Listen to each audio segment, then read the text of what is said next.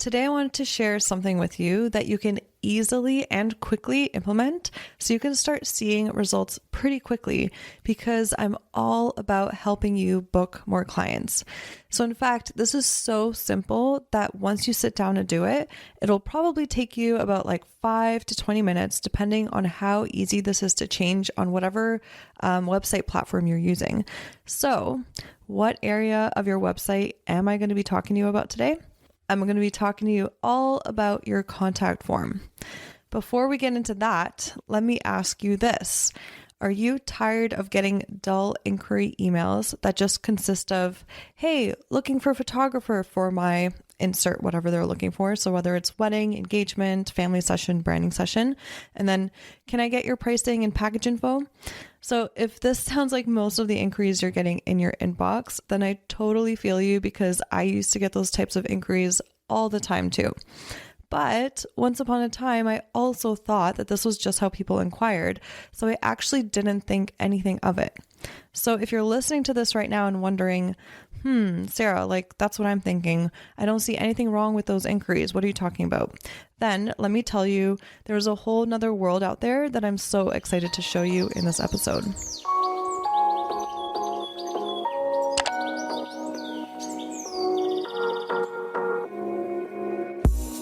When I first started my wedding photography business back in 2011, I made just $5,000 in my business. Now, I bring in multiple six figures per year while working only 30-hour weeks serving my dream couples. I'm here to help you discover that it's so possible to have what you want when you want in your business, so that you can create the life you've always dreamed of and deserve. So of course, there is nothing inherently wrong with those inquiries.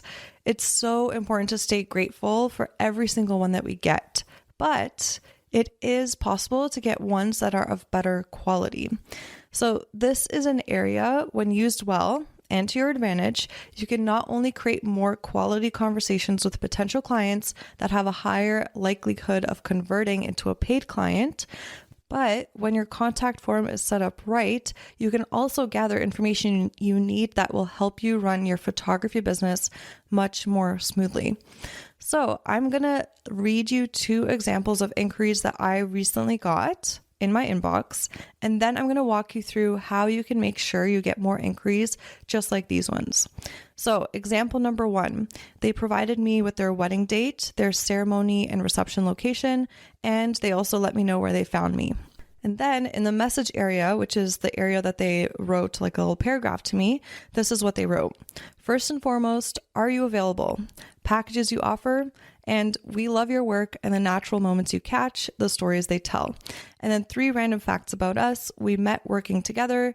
Number 2, our friends and family are just as wild as us. And number 3, we love food, music, and a good time. So our wedding will be a freaking celebration. So listening to that email, did you feel like there was so much energy behind it? There's so much personality. It's like we get to have like this little window into who they are. So I just want to like preface everything with showing you that this is exactly most of the inquiries I get. Like 90% of my inquiries are like this. So now I'm going to show you example number 2. So example number 2, they provided me with their wedding date, their ceremony and reception locations, and they also let me know where they found me. And then this was the message they wrote me. Hey, Sarah, we got engaged 2.5 weeks ago and somehow booked a June date in a pandemic at our dream venue. We've been together for over 5 years and are the absolute best of friends and partners. We can make each other laugh in just about any circumstance and just want the most candid and fun day to celebrate each other. We adopted a rescue puppy from St. Lucia in March, just before flights got canceled, bought a house, rented out our condo, and got engaged this year. We try our best to make the most out of things, and looks like you do the same from your social media. So those were 2 examples that are filled with personality.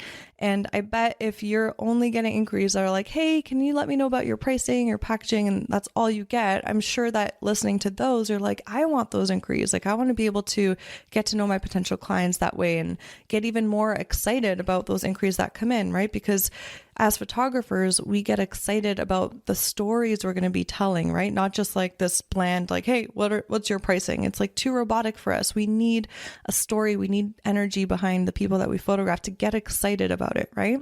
Okay, so now I'm going to get really excited and share with you the 10 things that should be in your contact form for more bookings. So I'm just going to minimize my little recording thing here for the podcast so I can actually go through my actual contact form.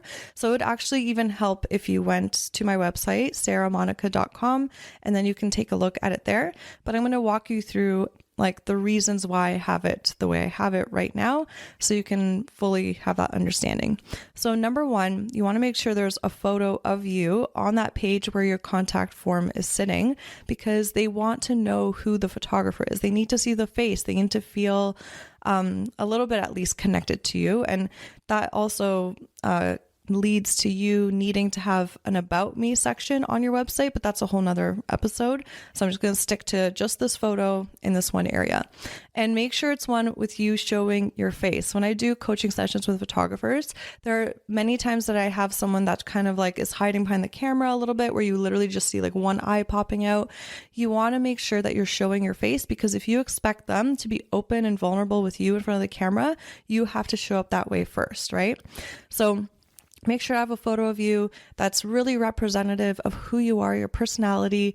Don't think of that you should have like a perfect, pretty portrait of you. If you're a wild, crazy person that loves to be outside barefoot or dancing in the rain or whatever, like include a photo of that. There's no like rules to this. Make sure it's just authentically you.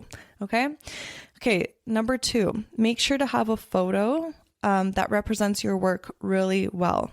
So I have a candid photo of a couple walking down just after they were married. It's outside. The energy is amazing. Like I feel like it represents the ideal clients that I want to attract. And this image represents it really well.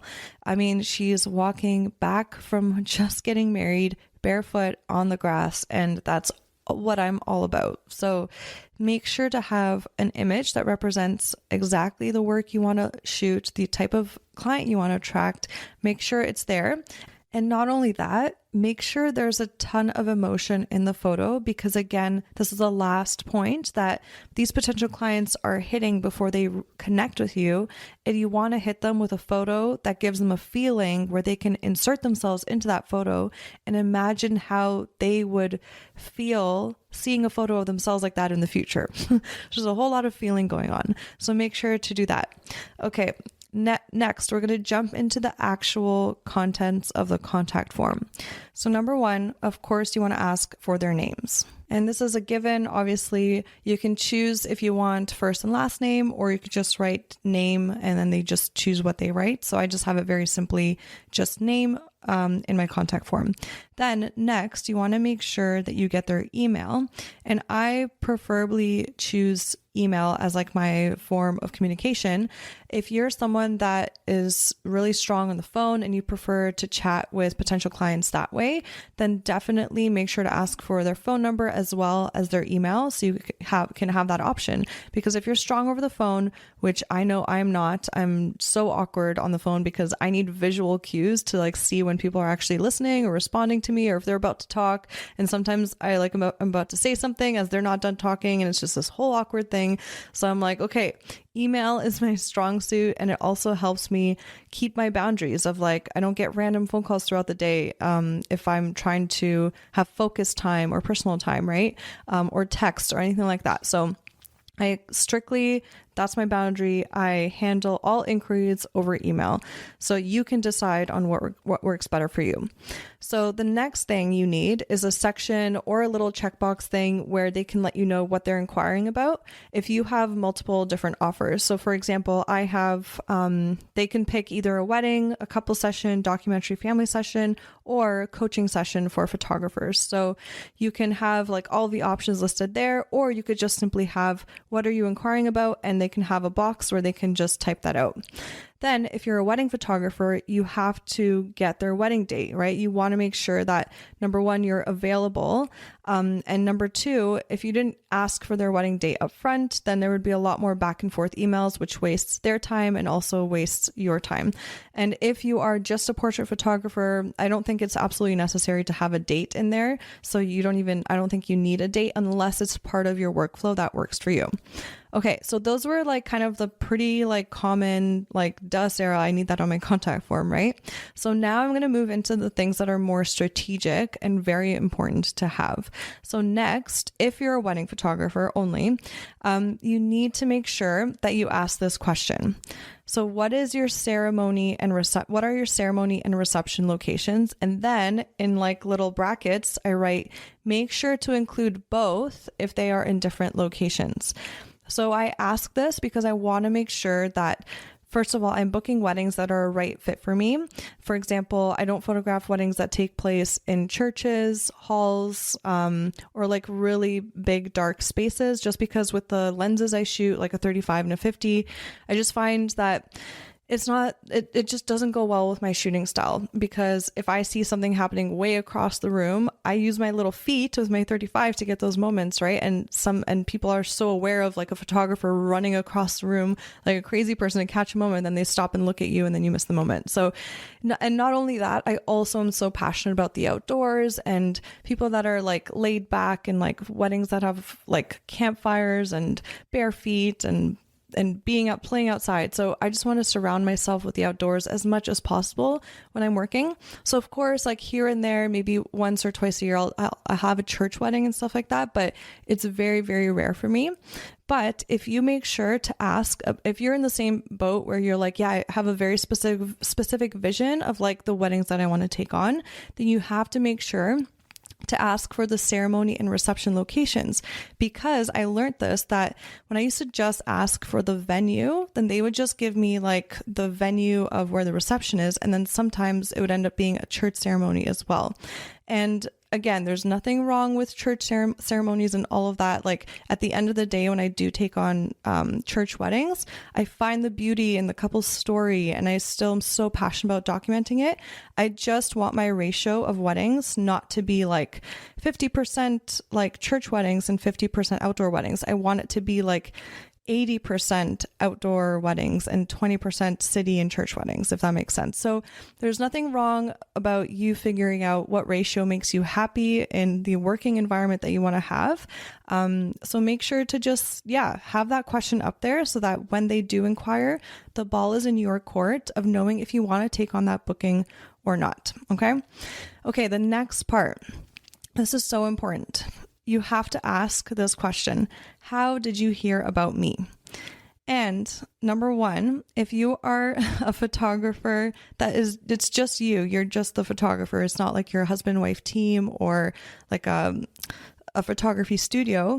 You have to ask, how did you hear about me? There's so many times when I'm doing coaching sessions where I see photographers that are just, they shoot alone and they write in their contact form, how did you hear about us? And that leads the potential client to think, oh, is it like, is there a bunch of them? Is it a studio? Like, who is this us, right? So it just creates like a little bit of confusion. So make sure if it's just you, make sure you write me.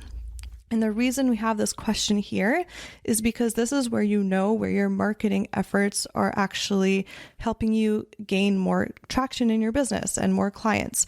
So a lot of the times I get people telling me about hearing about me from my past clients, from past weddings they've been to, or Instagram, or Google. Google is something I'm working on. I'm working on SEO. So it's not as high yet, but at least whenever I do see a Google inquiry, I'm like, oh, sweet. Like my efforts are starting to like pay off and stuff like that. So it's so important for you to have that question in there so you know where to put your time and energy into marketing. Okay.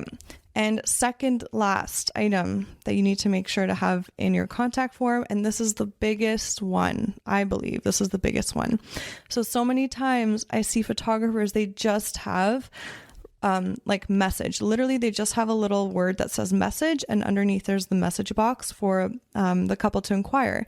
And that gives them no direction on what they need to say. So of course, they're just going to be like, hey, I'm looking for a wedding photographer, so can you send me your pricing and packages? Of course they're going to write that, right? So instead, I'm going to give you some really cool questions that you can ask that will get more information from them and will give you those really like full of personality inquiries that I read you earlier. So what I have on my website is this: write me your questions and thoughts and tell me 3 random facts about you two as a couple. Boom, that's it. And that's literally how I get those responses. How simple is that change? So literally, if you just head over to your computer right now and just quickly make that change, you're going to be getting those responses, which is pretty incredible. So I didn't want you to just feel like you can only write that and that's the only way you're going to get messages full of personality. So I have some other question ideas for you. So another idea could be, what do you two love doing for fun together? So you can kind of have them just write that. Or what excites you about this chapter in your lives? Or what are 3 words that best describe you as a couple? Or lastly, what speaks to you about my work? So you can also kind of have that in there like, oh, tell me 3 random facts about you two as a couple, and also what speaks to you about my work. So you can spin it however you want. Just make sure that you get that information from them because, well, you see the difference. You see what kind of results it creates, right? Okay. So lastly, the 10th thing that you need to make sure that's on your contact form is that your button, your send button that they click to send you the message, is personalized. So I always see, not always, I can't say always, but so often, like 80% of the time when I'm coaching photographers and doing website reviews, I see that they have a button that just says send, right? And again, there's nothing wrong with that, but every single touch point that a potential client has with you is already part of the experience that they're getting. And you want to show them like way before they're even working with you, like your personality, and give them the like a sense of your personality and the experience that they're going to get, right? So I have mine simply something that I would say. I would be like, oh, excited to chat. So I just have that on my button. I was able to customize it. If you're able to customize it, I would highly suggest that you do that and just make it like whatever you would come out of your mouth naturally. You want to make sure that it represents who you are and your personality. Okay, so those were the 10 things to make sure to include in your contact form for more bookings. And now one last thing, a little hack, a kind of like a do not do this thing. So a lot of the times I see photographers just have their email on their contact page. So literally just like email info@ blah, blah, blah. And they give people their actual email. Let me tell you, if you remove that from your contact form page, it'll be so beneficial for you because then they're forced to actually go through your contact form and answer all those questions that we talked about, because all of those questions are important for you to gather that information and then see if they're your ideal client and also connect with them more. So not only, okay, one thing I did forget to mention, when they do write you all of those like personal things about them, this is why this is so key. I can't believe I forgot to mention this. So you get to actually reply in your email response to them, like relating to them. So for example, the example number 1 that I read you earlier, they said that our friends and family are just as wild as us, right? So I replied to them saying like, oh my gosh, like, thank you so much for sharing so much about you two. First of all, that is so cool that you guys met at work together. And then I wrote like, oh, did you guys have to hide it from your coworkers for a while, or were you able to be open about it right away? And then I wrote, by the way, I love that you guys express that you guys are wild and so are your friends and family. I feel like we're going to get along super well because I click best with people that are free-spirited and just love to have a great time. So can you see how right away, because they wrote that, I'm replying back also full of personality.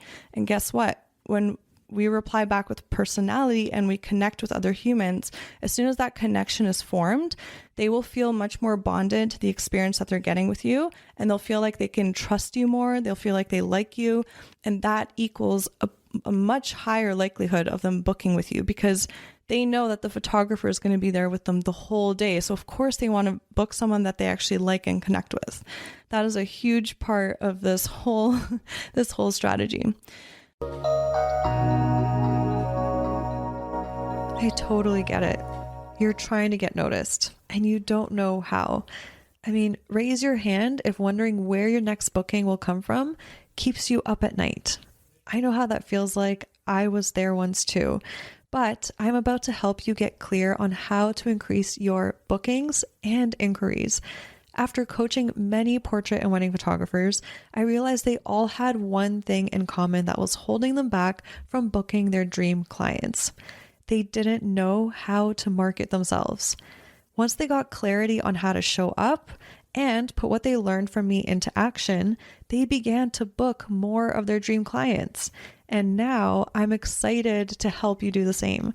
So I've created a mini course called Crystal Clear Marketing to, you guessed it, help you get crystal clear on how to attract and book your dream clients. I mean, the year I implemented this, my revenue grew from $69,000 to $137,000 in just 1 year. So if I can do it, you can do it too.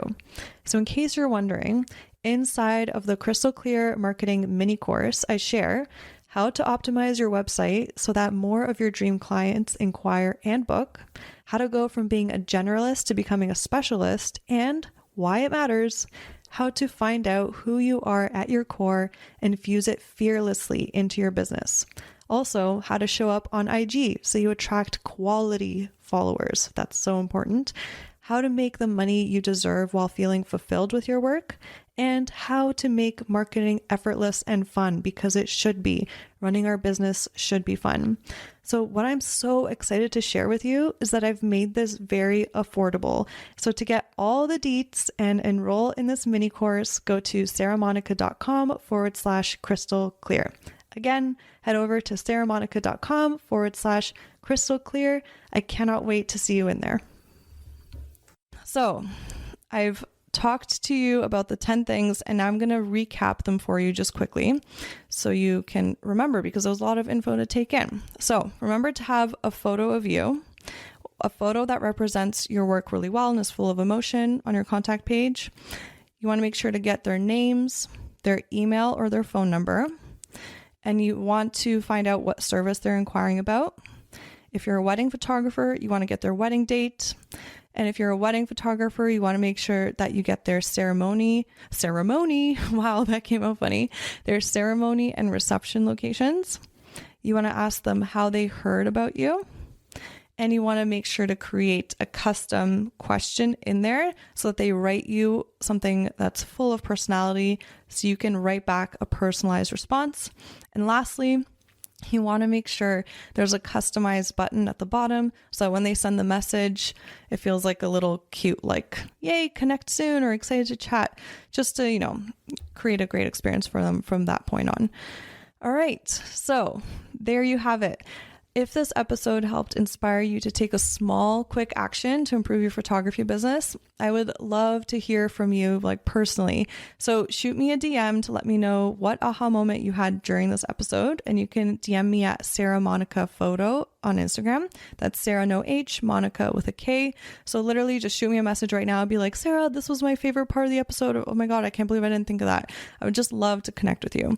And also make sure to actually put this on your to-do list of things to do, because this is so easy. Again, it will take you 5 to 20 minutes to fix, and it'll make a world of a difference. So make sure to put it on your to-do list, to make sure to write down on your to-do list episode 37, Shine and Thrive podcast, in case you do need to come back and be like, what was that one thing she mentioned? I forgot.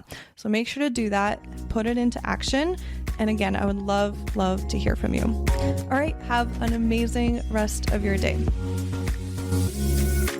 Yay! Thank you so much for hanging out with me and tuning into this episode. If you got value out of it, please feel free to message me on Instagram at Sarah Monica Photo. That's Sarah, no H, Monica with a K, photo, to let me know. I get so freaking energized hearing from others that what I've said has had a positive impact on their lives. Also, make sure to hit subscribe to the Shine and Thrive podcast to never miss an episode. I'm so grateful for you, and I'm sending you all the productive vibes your way so you have the best week ever.